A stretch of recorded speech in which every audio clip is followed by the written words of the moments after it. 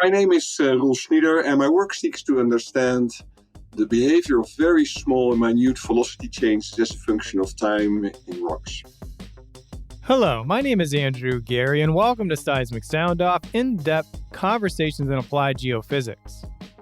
In this episode, I'm joined by Roel Snieder to discuss his 2022 Distinguished Lecture, Measuring Variations in the Seismic Velocity as a Diagnostic of Rock Damage and Healing. This is a wide-ranging conversation with surprising insights into rocks, as well as how to live a successful life. Roel shows that the seismic velocity is not constant at all. It varies with the seasons, temperature, precipitation, and ground shaking.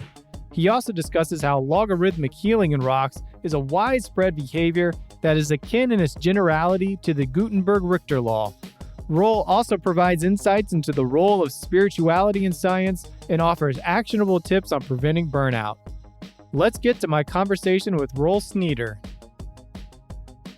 Well, we are having the privilege to talk to you today about your upcoming Distinguished Lecture, and that is titled Measuring Variations in the Seismic Velocity as a Diagnostic of Rock Damage and Healing.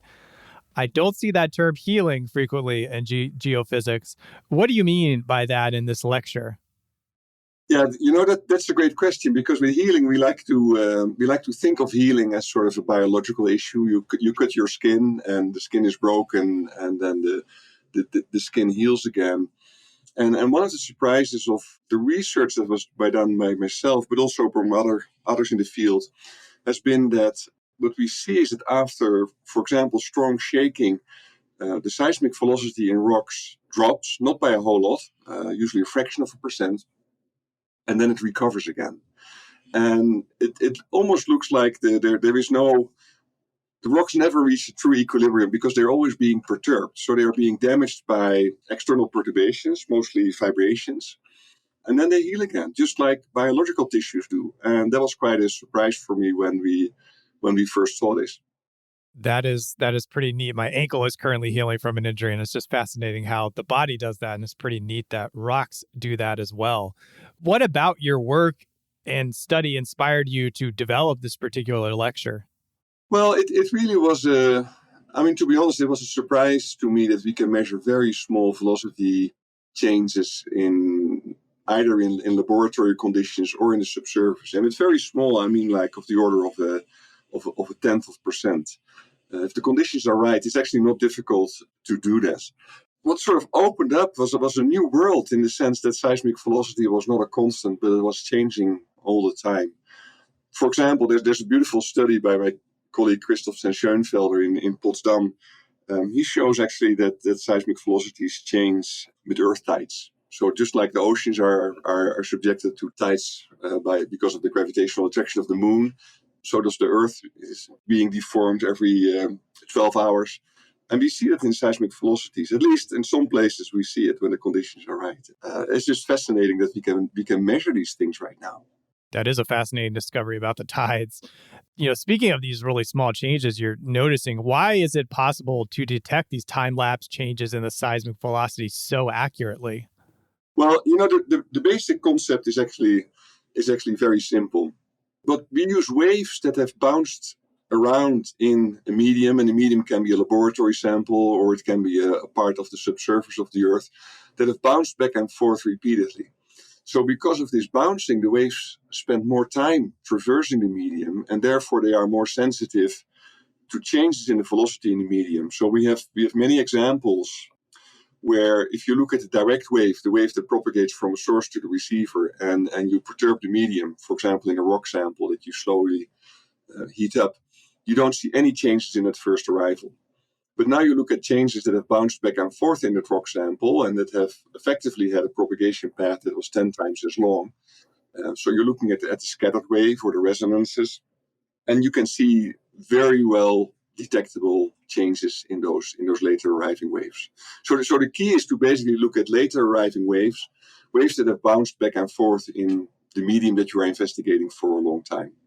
I feel like this kind of a bit, you're getting to it there. What are some settings where you detect these velocity changes? Yeah, but there's many. We've measured velocity changes in laboratory samples. That's the easiest application. But we also have measured it in the field. And a big driver for this has been the development of seismic interferometry, where we basically use ambient noise to find the waves that propagate between receivers. And because the ambient noise is always present, you can measure the velocity changes almost continuously in time. You can also extract the waves that propagate between sensors from ambient noise repeatedly and then average over different measurements, so that will reduce your noise levels. So it is the development of seismic interferometry, where you extract the waves that propagate between sensors from ambient noise, that has been a big driver for this work. But you don't have to use ambient noise. In fact, one of the earliest studies on this topic, and that was not done by myself, but it was done by Georges Poupinet in the 1980s, was using earthquakes. If you have repeat earthquakes, and that happens often on faults where you get sort of repeat earthquakes in almost the same locations with the same source mechanisms, you can use those as a source. So there's a whole variety of different situations where you can extract data that are useful to detect velocity changes. Is it generally thought that seismic velocity is constant? Well, the word generally is, of course, difficult, but this is how I was raised, right? You can go to handbooks of rock properties and you can find the seismic velocities of certain rock types. And what we find that it depends very sensitively on temperature. It can depend on pressure. It may depend on the degree to which these rocks have been perturbed by deformation, by shaking. It may depend on moisture. And now we can measure these seismic velocities so accurately, we see that, at least in the near surface, they change all the time. But of course, it depends on what you mean with the word constant. I am talking about very small perturbations, in general, less than 1%. What is the role of time in measuring seismic velocity? Yeah, that's a great question. There's really two times involved that you need to distinguish. The first is the time the waves have spent propagating through the medium. And I talked about that earlier, where I made a distinction between the perturbation of the direct wave versus the perturbation of the later arriving waves. So there is arrival time. But in addition to that, there is, of course, the time of day, if you want, or the date at which I measure the rock properties. And to distinguish that, I usually in my papers, I use the word time and age. Age denotes the moment in time when I do the measurement. So I do the measurement today, at 8 o'clock. And you need to distinguish between these two times because they are very different issues, and you need to treat them in different ways. Another word that some might associate with healing that I also haven't associated too much with geophysics is relaxation. What exactly is multi-scale relaxation? Yeah, well, multi-scale relaxation means that if you perturb a physical system and then you leave it alone, it very often goes back to its original state. And that's what we mean with relaxation. Although it doesn't need to go back to its original state, it may go to a different state. But in general, after perturbation, many physical systems, they go back to their original state. So as an example, you can take a cup of water and you put it in the microwave, you increase the temperature and then you put it back in the room and it relaxes back. The temperature of the water relaxes back to the room temperature. That's a very simple example of relaxation. That'll go usually exponential. But what we find is that many systems, when the relaxation does not behave exponentially, it behaves more like a logarithm of time. And that seems to be a very universal behavior in the sense that many different systems display a logarithmic return to their original state after they've been perturbed. Well, that's a perfect lead into this question. Where else might someone find logarithmic healing? Yeah, everywhere. So, for example, this morning I got up early for this interview. I wanted to make coffee. I poured coffee beans into the container because the container was empty. And as always, I pour in too many beans, right? So what do? You tap the container and then sort of the coffee beans settle. Well, there have been many studies which show that in a granular medium, sand, coffee beans, glass beads, if you tap them, the medium compacts. And it also happens logarithmically in general. You find logarithmic healing in the deformation after earthquakes in the earth. If you have an earthquake, you get it's called a post-seismic deformation. The rock has been deformed. It relaxes back then to a new equilibrium state that typically also happens logarithmically. And we typically also find, if you look at velocity changes in rock samples after the samples have been perturbed, the relaxation of the rock also behaves logarithmically in time. And so it looks like a fairly universal behavior. I'm careful to use the word universal because, of course, there are exceptions, like the cup of water that we've heated and we get out of the microwave. That just decays exponentially.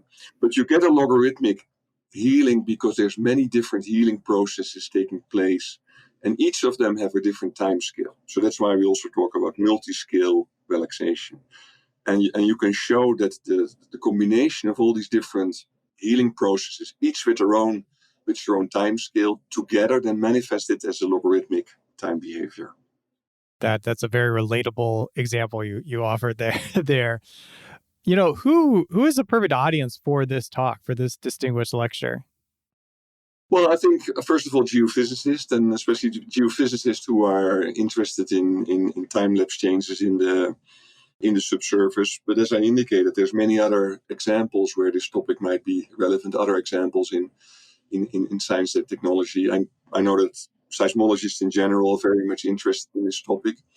I think the real challenge that we have is to relate the seismic observations that we do, and we know now how to do them really well, to what happens at the microscale. And I really also hope that rock physicists who work in laboratory measurement, and especially those that have the ability to image structures at a microscale, or maybe even smaller, are involved in this, because we can observe the healing very well, but we don't really know exactly what it means at a microscale.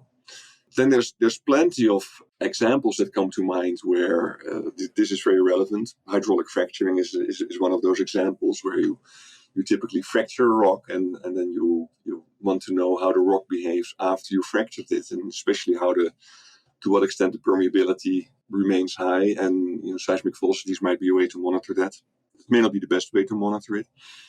So there's a whole sort of group of potential applications, and I'd love to be colleagues to look at those applications. What is a question you hope attendees ask themselves after this lecture? Yeah, that's a great question. Well, I hope they are intrigued by the word healing, because I think it's a poorly understood mechanism in rock physics. So I hope they are just intrigued by that by that whole concept. I also hope they ask them the question, well, how can you measure these velocities so accurately? And I will explain that. So it's both on questions related to the sort of the wave aspects of the work, which is what I've been focusing most, as well as on the meaning of that work. So what does it really tell us about rock samples? Well, you are also the co-author or author of several other books, and kind of transition for a couple questions into some more practical matters, maybe as a scientist. Two of those books, The Art of Being a Scientist and A Guide for Graduate Students and Their Mentors. Kind of a very hot question I think a lot of people get in general right now is burnout. How can researchers and scientists minimize their chance of feeling or reaching burnout? Yeah. Well, actually, this issue is also addressed in my third book, The Joy of Science, which is my most recent book, and it describes on how to live your life as a scientist, and how to sound sort of prescriptive. That's not what I mean. I certainly don't want to be normative, and I also don't give recipes. But the book contains a lot of ideas on how to avoid burnout and to have sort of a harmonious life as a scientist. I think it's very important that we have sort of rich lives, and if our focus lies completely on our research, and if that research doesn't go well, or we have setbacks otherwise, that's sort of a recipe for burnout. And so, just like a financial portfolio that you diversify, I think it's good to have also a diversified personal portfolio. I've always done that. When I was an undergraduate student, I went to vocational school to be a carpenter. I have been a volunteer firefighter for 14 years. I've even been fire chief. I did this next to my job. I've now a certified coach, and I'm starting up a coaching practice. And I think, although those activities don't make my life easier in the sense of time pressures, they enrich my life. And if you have a true passion for those activities, it can really help burnout, because just like a diversified financial portfolio, you have a more diversified personal or emotional portfolio. So that'll be my recipe number one. And the other thing I wanted to add to that is to be aware of your beliefs. And we described it in a lot of details. And we, by the way, is my co-author, Jen Schneider, and myself, in our book, The Joy of Science. Many of us in the scientific community hold sort of very strange beliefs. Beliefs like, for example, I can only contribute to my research if I give it everything I have. And I'm not saying that we shouldn't work hard. I'm not saying that we shouldn't push. But it doesn't mean that our research has to be the only thing that we do. Another one of those beliefs is I can only contribute when I'm the best. But that's a very sort of destructive belief, because only one people in every field can be the best. And the chances that you are that person are very small. So to examine those beliefs and to reframe them in a way that serves you. I can talk about this for a long time, but those are sort of the two main things that come up. It's very fascinating. When you first said the word beliefs, I kind of thought about this next question about the role of spirituality in science. And it was nice to hear you talk a little bit more generally about beliefs, which I liked, almost kind of like paradigms or models of thinking there. But looking at that, what is the role of spirituality within science? Yeah, well, I love that question. One of the classes that I love teaching is science, class Science and Spirituality, that I teach to undergraduates at the School of Mines. I teach it every semester now, and the class fills up in like an hour when it is open for registration. I think science is not complete. I think science gives an incomplete description of reality. So I can give you many examples, but I just want to give you one example: consciousness. The sense of identity that we have, the sense of will that we have, the sense of agency that we have. I know this is a topic that neuroscientists are looking for. They're looking at neuronal patterns that are associated with consciousness. They've not been very successful. That doesn't mean that they will not be successful. It may just mean that the problem is too complicated. Or it may mean that consciousness is more than neuronal activity. We just don't know. This is one of those basic questions that we should always sort of seek to address before we dive into the science. Like, what are my premises? What do I assume? Which obviously is very difficult in the question of consciousness. And I think science is based on a very material paradigm, and it tries to reduce a lot of phenomena to physical phenomena. In this case, for example, explaining consciousness out of electrochemical activity in the brain. But maybe that's not enough. And there is serious philosophers like David Chalmers who say that no, consciousness has to be it's a separate fundamental property, just like mass and length and time. Consciousness is an independent quantity, and we need to treat it as such for it to make sense. So I think science is incomplete. I think, as we all know, not everybody's willing to acknowledge that, and especially when it comes to sort of the matters of mind, when it comes to spiritual issues, I think there's a lot of enrichment in science that can be done. And by the way, also the other way around, of course. Yeah, you kind of just think about well before science kind of reached its heyday in the Enlightenment, how so many of these things that we're learning from ancient traditions are, scientists are now discovering, that is actually a really good way. Yeah. I like the sentence which I wrote down without thinking about it, which is, does mind matter and does matter mind? And I think it captures that whole dilemma that I just talked about in just one sentence. Well, speaking of, so many of the things you mentioned in the question before, what has being a professor, an author, a carpenter, a fire chief brought into your life? Yeah. Well, I'm a very restless person, and I sort of crave change and variety. Although I can also be set in my ways in other aspects. But I've made a lot of changes in my life. I've moved around in my research. I'm also now moving around a lot in my teaching, focusing a lot of professional development education, and I need that movement. Now, that not everybody needs that movement, but for me it has been very, very important in starting new things. I notice if I start doing the same thing for a long time, it starts to become dull and unimaginative. And I think every time when I made a switch to something new, those were the most creative moments in my career. Those were also the moments when I had the largest number of stupid ideas.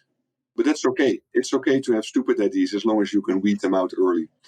So for me, change has worked really well. to be a firefighter has been truly transformative, actually. And I've been thinking about this a lot, like how can we bring the positives of being a firefighter to the research environment? For example, the research environment is usually very, very much focused on the individual. All our evaluations are very individually based. On the fireground, individual achievement often is very dangerous. It's about the teamwork. How do you exploit the team in the best way? How do you work together in a way that is safe? On the fireground, you always work with a buddy. You never are alone. You're together with another person and you look out for each other. And that creates an incredible amount of camaraderie that I actually miss in academic environments. That sense of camaraderie, that sense of doing something together, working collectively for something good and looking out after each other. I miss that. Well, kind of the last question here is almost going back to first principles, maybe that led you to kind of look at your career in this way. Was there a particular principle or teaching or point of view that kind of has led you down this path to help you succeed in your field? I'm not sure there is a principle, but I've been extremely lucky in the people that have trained me. I've had incredible academic advisors who have always encouraged me to seek out new directions and who've expressed confidence in me, who gave me the opportunity to make mistakes and to help me recover after I made those mistakes. And I think it's very important in the training of our young people that we bring those qualities to the training. So it's not so much a principle, but just lessons that I've learned from very caring mentors and advisors. Well, Roel, I really appreciate your thoughtful responses and unique and interesting responses. We'll have the information for the Distinguished Lecture in the show notes. And best of luck in this lecture. And I hope you get some really good questions and some really good, I'm sure you're going to leave the people there with a lot to think about. Yeah, well, thank you, Andrew, for doing this interview. And I really look forward to giving the lecture. It'll be a fun experience. SEG produces Seismic Sound Off to benefit its members, the scientific community, and inform the public on the value of geophysics. To show your support for this show, please leave a 5-star review on Apple Podcasts and Spotify. Simply go to Seismic Sound Off on Apple Podcasts and Spotify on your phone. It takes less than 5 seconds to leave a 5-star rating and is the #1 action you can take to show your appreciation for this free resource. And follow the podcast while you are on the app to be notified when each new episode releases. Original music created by Zach Bridges. This episode was hosted, edited, and produced by me, Andrew Geary at 51 Features. The SEG podcast team is Jennifer Cobb, Kathy Gamble, and Allie McGinnis. Thank you for listening. This is Seismic Sound Off, signaling off.